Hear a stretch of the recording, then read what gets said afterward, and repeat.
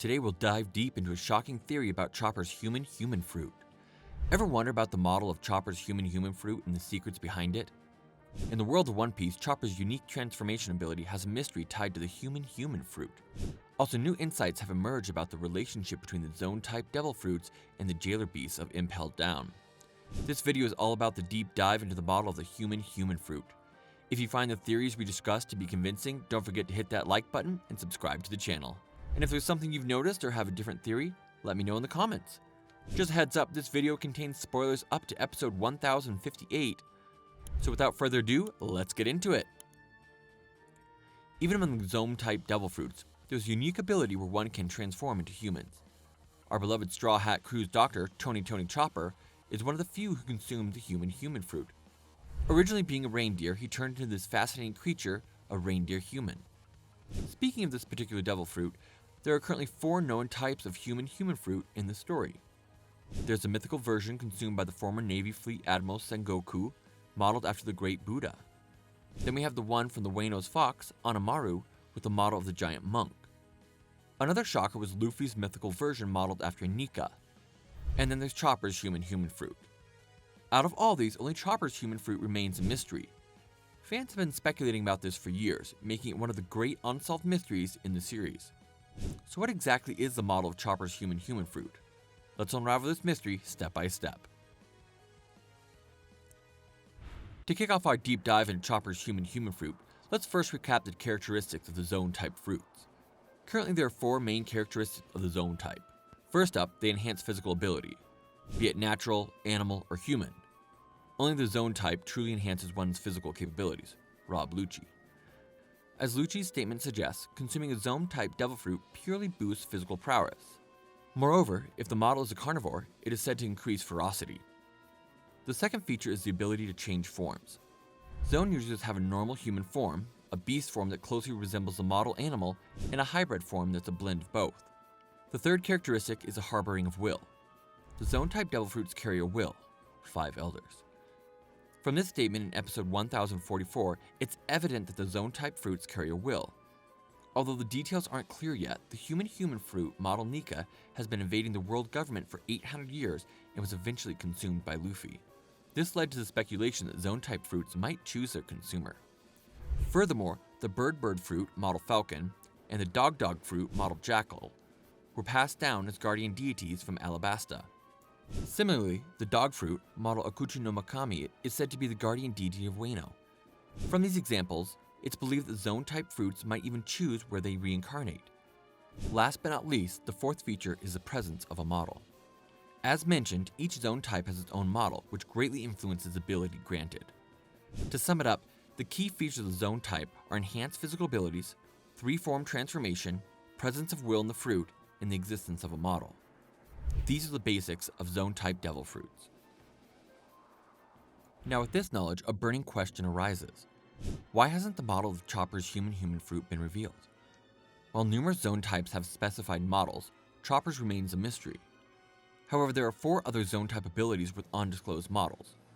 There are the Mole fruit eaten by Baroque workers Miss Merry Christmas, the Horse fruit consumed by Sky Island Knight Gan Falls Steed Pierre, the Elephant fruit eaten by Spam Damn Swords Funkfried, and the Turtle fruit consumed by the Lion Mink tribe member Picombs. These abilities, much like Chopper's human-human fruit, haven't revealed their models, but there's a commonality among these 4 abilities. They all represent generic types. For instance, while the Elephant fruit has the Jack of the Beast Pirates as its mammoth model, Funkfried's form without a model looks exactly like a generic elephant we picture.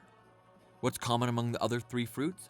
They all represent generic animals, like moles, horses, elephants, and turtles. Thus, there might not be a need to specify a model for these. Given this, one might assume that Chopper's human-human fruit might not have a model since it represents a generic human. But if we examine Chopper's human form, he's covered in fur, which is hardly typical. This suggests that Chopper's human-human fruit indeed has a specific model.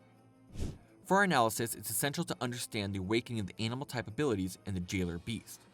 By firmly understanding these 2 points, the path to the conclusion of Chopper's human-human fruit model becomes clear. Let's delve deeper, step by step.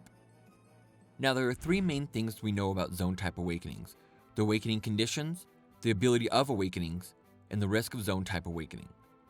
First, the conditions for Devil Fruit awakening. In episode 1046, Kaido mentioned, awakening occurs when your mind and body catch up to the ability. From this, we understand that the condition for awakening of a Devil Fruit is when the mind and body align with the power. Next, about the abilities of awakening. An awakened animal-type user boasts exceptional toughness and healing. Crocodile. From this statement in episode 554, we learned that the Jailer Beast and Impelled Down are awakened zone-type users. When zone-type users awaken, they gain incredible resilience and healing powers.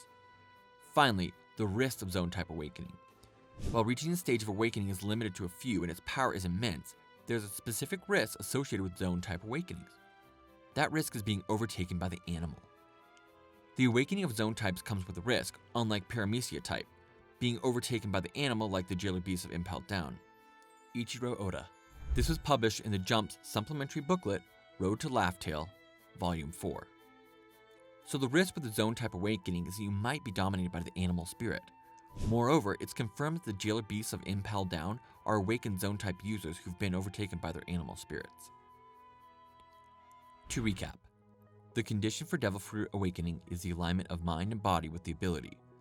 The power of the zone-type awakening is to achieve remarkable toughness and recovery, and there's a possibility of being dominated by the animal in the zone-type awakening. Those are the 3 key points about zone-type awakening that have been revealed. So let's now delve deeper into the Jailer Beasts, the awakened users who've been taken over by their animals. Let's dive back into our discussion on the Jailer Beasts of Impelled Down. As previously mentioned, these creatures are awakened zone-type Devil Fruit users, yet they've been overtaken by their animal instincts. The result?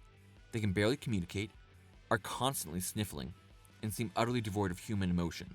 In essence, they become monstrous, likely lacking any human self-awareness. Zone users typically revert to their original form after a heavy blow.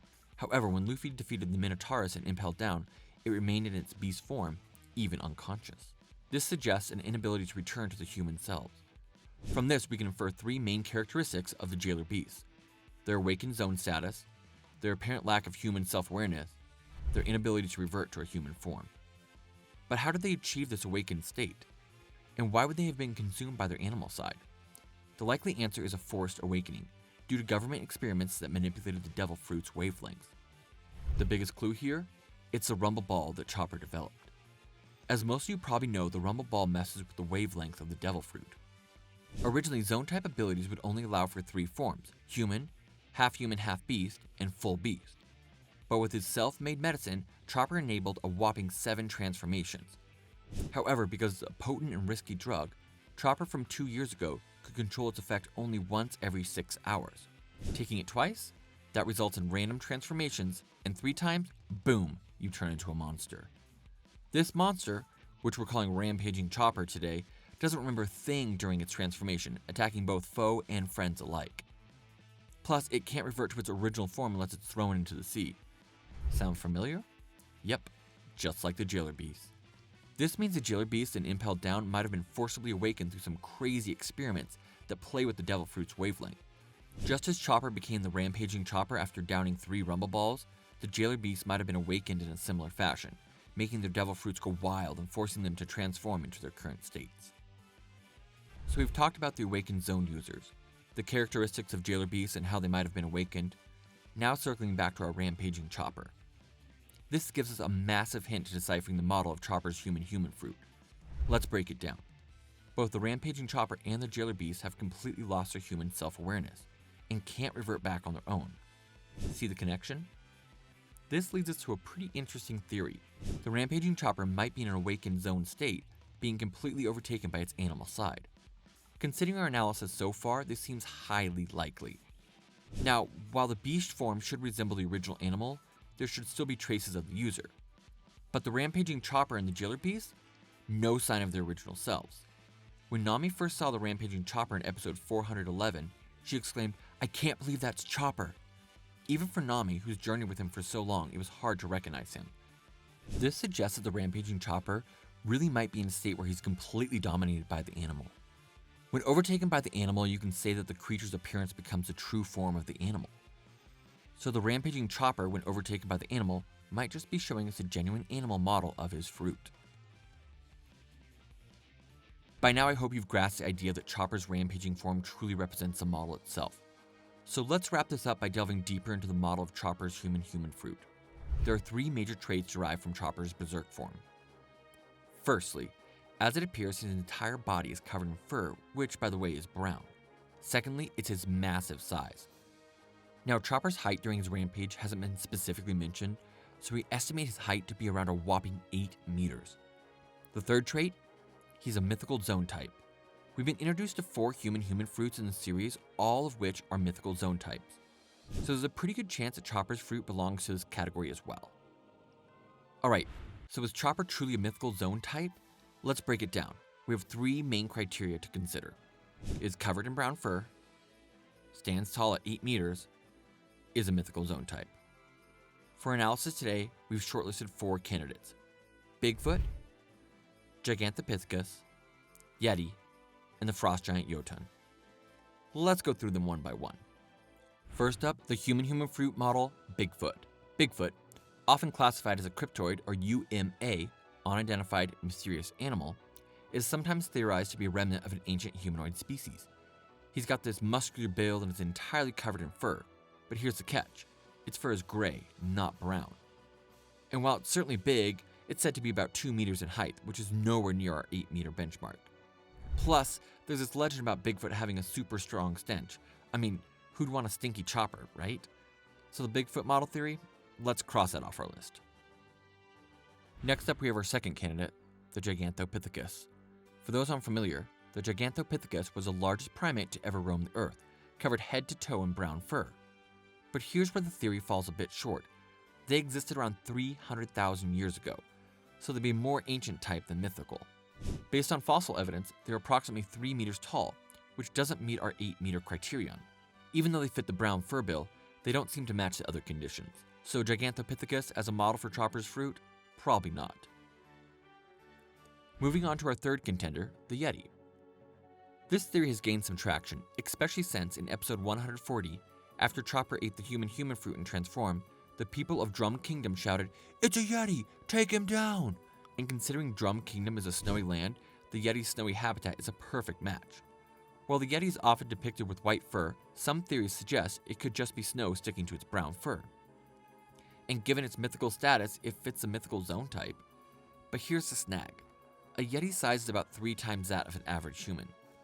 Taking the average human height as 170 centimeters, a Yeti would be about 510 centimeters, or just over 5 meters. Still short for our 8-meter target. So as compelling as the Yeti theory is, it doesn't quite hold up. This brings us to a fresh and exciting possibility, our fourth candidate, the frost giant Jotun from Norse mythology. Jotuns were believed to reside in Nephilim, a land of unending cold, mirroring Chopper's Drum Kingdom. Like the Yeti, Jotuns might appear white due to being covered in snow, but could actually have brown fur. Their exact height isn't well documented, but another giant from mythology, Oluwadai, stood 16 meters. It's plausible that the frost giant Jotun could be around 8 meters or even taller. And since Jotuns are mythical beings, they would be classified as mythical zone types. So based on our deep dive today, the creature that is covered in brown fur, has a towering height of around 8 meters, and is a mythical zone type, is most likely the frost giant Jotun. This theory surpasses the popular belief around Bigfoot, Gigantopithecus, and the Yeti. And as the name suggests, Jotuns were giants. Perhaps in the anticipated giant kingdom of Elbaf, where Luffy and the gang might land someday, we could get some more insight into Chopper's human fruit. That's all for today. This channel posts summaries, explanations, and ranking videos related to One Piece. If you like One Piece, we would be happy if you could support us by subscribing to our channel and commenting. Thank you for watching till the end. See you in the next video.